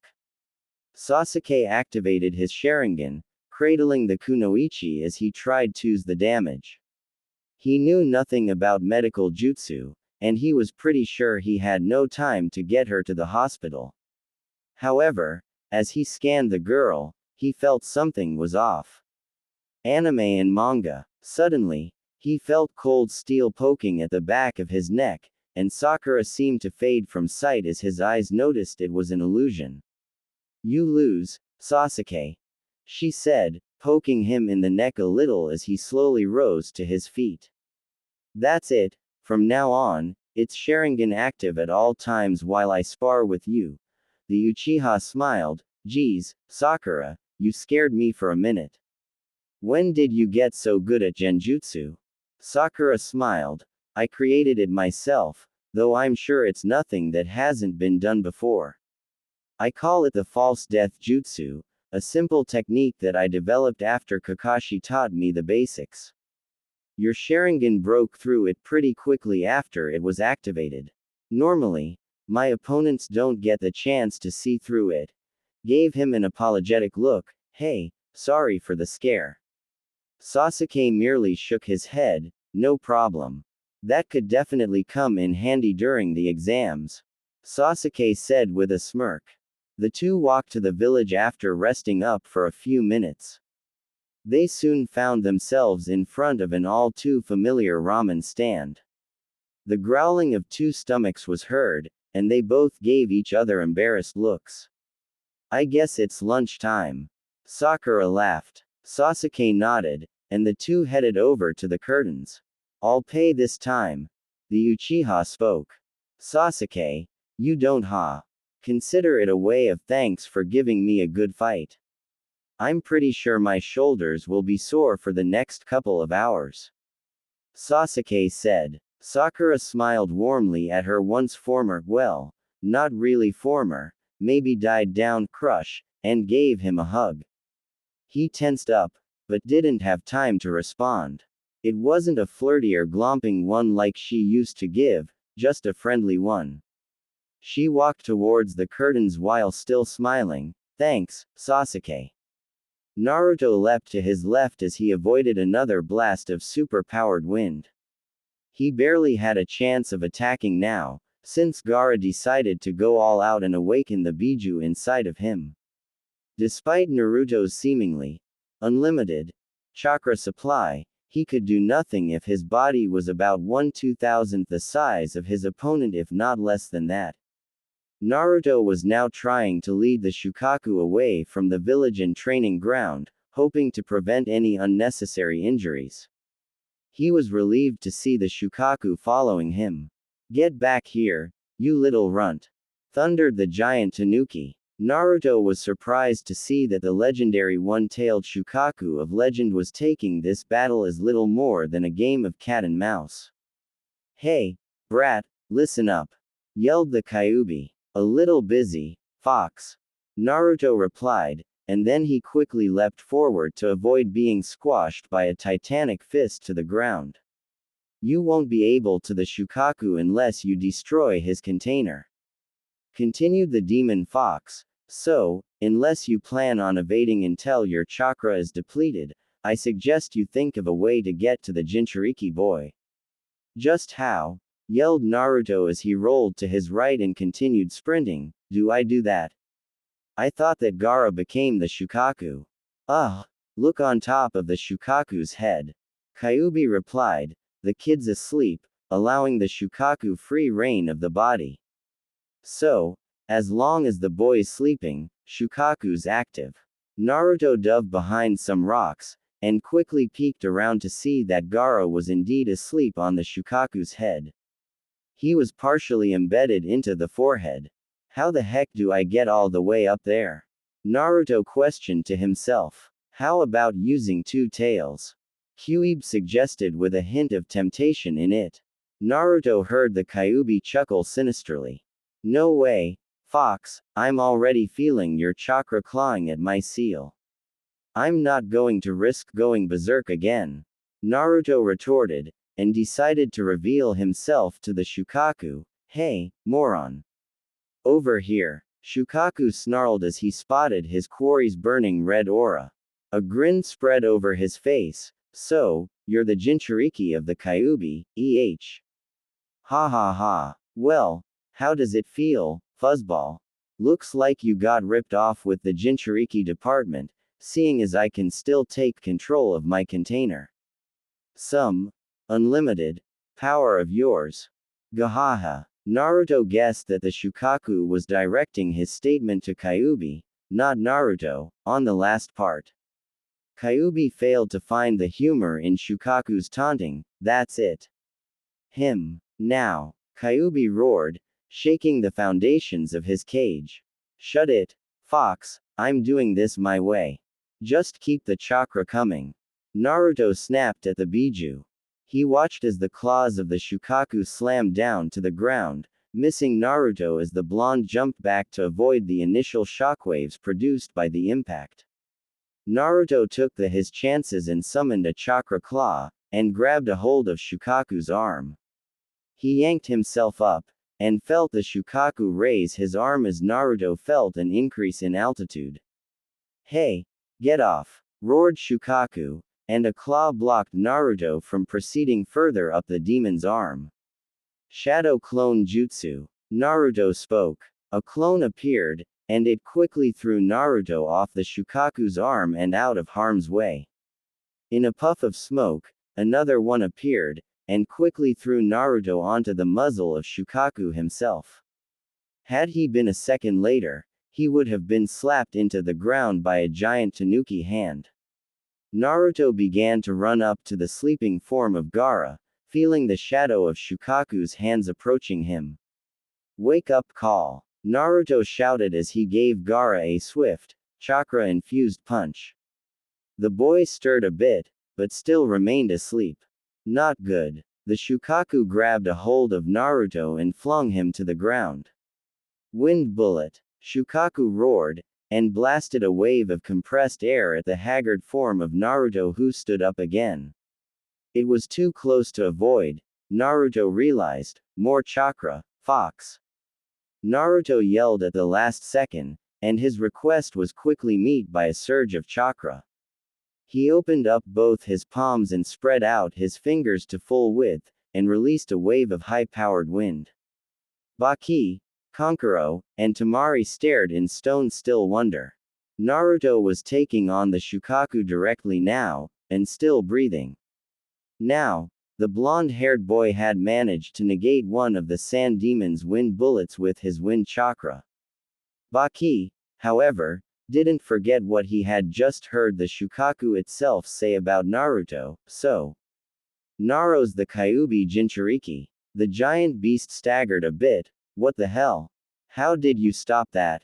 It bellowed as dust clouds began to cover the area from the two attacks. That's for me to know, and for you to never find out.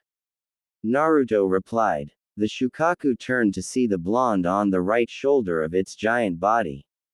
Temari felt her knees quake as she fell to the ground, in sheer awe now. Naruto had punched the Shukaku to the ground, punched, not by means of jutsu, but by a punch. Please, don't Gaara, she pleaded quietly, feeling her sisterly emotions take over. She was actually starting to feel herself panic, knowing that if the Shukaku failed, Naruto could pretty much Gaara. Naruto landed in front of the giant demon. It groaned as it opened one eye. What are you? Naruto simply formed a ball of wind chakra in his right hand, a man who shares a burden like your containers. Now give up, I don't want to go further with this. Never, replied the demon tanuki, and it raised a claw to strike down Naruto. Naruto quickly hurled the ball of wind chakra at Gaara, and it hit. The Shukaku froze as Gaara slowly woke up. No, roared the demon as its eyes dulled, and crumbled to sand. Gaara lied on the ground, heaving in air as he stared at the boy named Naru Uzaki. For the first time in almost 6 years, Gaara no Sabaka was scared. No. Stay away, don't come closer. Gaara yelled, watching as a now normal Naruto staggered to him. Gone was the red shroud of evil chakra, the fangs and claws, and those burning red eyes that reflected the bloodlust that oozed of the blonde's body. Naruto suddenly collapsed, only a foot or so away from Gaara. He raised his head, blue eyes on the verge of tears. I know what you're feeling, Gaara, you and me, were alike. He coughed, and he began to tremble as childhood memories flooded his thoughts. Naruto had tried, but never could fully forget them. Gaara's eyes widened, and he began to tremble as well, his own ghosts haunting him as well. This boy, suddenly it seemed clear. The chakra, the animal-like demeanor in battle, that chakra, it all made sense. No. I said stay away. Naruto suddenly clutched onto the red-haired boy's hand, as though his life depended on it. Gaara, please, listen to me. I know what it's like to be in that dark, cold, and lonely hell, believe me, I do. I probably would have ended up the same way as you if it weren't for the fact that a few people decided to care for me, including your sister as well. She tried to protect me from you. Naruto stared into his opponent's eyes, tears falling now. Gaara, I know you may not understand fully, I can understand why too, but please, don't do this to yourself. I don't want to you. If you continue to attack them, I will continue to protect them, even if it means dying to do so. I would rather be your friend though, Gaara. I want to help. Why? Gaara asked. Even shinobi need friends. Jinchuriki are no exception. Naruto replied with a grin. Friends. Gaara spoke, trying to take in the words meaningfully. Gaara. Naro. Cried out the voice of Temari, and the two Jinchuriki looked to see the other three running to them. Gaara looked at everyone, and then to Naruto, who had helped lift up the sand user. Let's stop fighting. Gaara whispered, I don't want to fight anymore. Naruto grinned as he tied his cloth around his face again. Hey, well, Gaara, I'm glad you stopped. I really don't know how much longer I would have lasted. Gaara seemed to be calm now, and but sad as well. Suddenly, 5 Jonin appeared before the group. All of you are to report to the case cage at once, spoke one of them. 6,666,666. Baki, Kankuro, Temari, Gaara, and Naro, all knelt before the leader of Sunagakur, the case cage. Naruto could barely make out the man's face since it was behind a veil. Sit. The case cage spoke. The group did as commanded. Even Gaara, I demand to have an explanation as to why about 100 of the shinobi in Suna had seen the Shukaku outside the village earlier this morning. Naruto was about to speak, but Baki did first. Lord Casecage, I can explain this. Baki gave the explanation of the fight, even explaining as to why Gaara went rampant after seeing Naruto's blood. Temari and Kankuro filled in any missing details while Gaara and Naruto were essentially mute. The veiled man looked to Gaara and Naruto. So, you were also involved in this disturbance. You're not even a qualified shinobi. Naruto nodded. I apologize, Casecage-sama. Gaara merely nodded, not willing to speak with the man who was family only by blood, and had on numerous occasions sent assassins to him. The wind shadow didn't even blink as he gave Naruto a hard stare, then looked to Baki, Temari, and Kankuro. Very well, you three are dismissed. I will speak to you two alone. He spoke, turning to the two Jinchuriki. The three made no protest, and left the Casecage's office, only stopping to inform Gaara they would be at the estate waiting. Gaara, to their surprise, thanked them for letting him know, and said he would be there when the meeting was over. The Casecage narrowed his eyes on Naro. Care to explain how a wandering orphan boy defeated the one-tailed Shukaku? Baki told me that you had the ability to use chakra, but he never told me about your strength. He then folded his hands together and continued, I would rather you be honest with me. You are not yet a citizen, despite Baki asking me to make you one, sewing you wouldn't be much of an issue.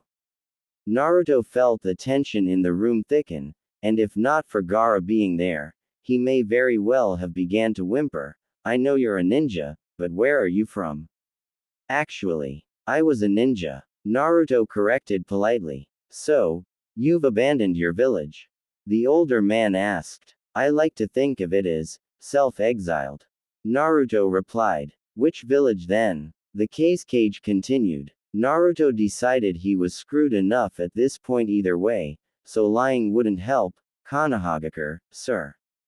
My real name is Naruto Uzumaki, and I was serving as a genin of the village until a little less than a month ago. Well, Naruto, how did you manifest so much chakra?